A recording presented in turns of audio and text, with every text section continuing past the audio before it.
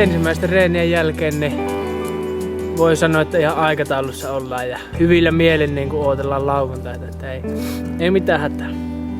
Tällä hetkellä näyttää, että mennään taakse voltilla ja korkki seiskalla. Saa nähdä, miten nuo hyppyrit tuosta muokkaantuu ja mahdollistaako se sitten vähän vaikeampia hyppyjen teon, mutta tällä hetkellä mennään tuolla vanhalla paketilla. Rinne on mukava. Se on tuttu rinne ja sitä voi painaa melkein niin kovaa kuin haluaa. Että se sopii ainakin mulle ja muille suomalaisille. En lähde tälle kaudellekaan mitään tulostavoitteita itselleni latomaan. Pelkästään 2 kovaa laskua omalle tasolle.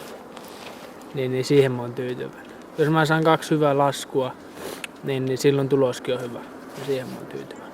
Ilman muuta joka kisassa finaaliin vähintään. Mutta 10 joukkoa vakiinnuttaa paikkaa siellä. Ja vajaan 4 vuoden päästä on sitten se, milloin ollaan siellä ykköskorokkeilla viimeistään.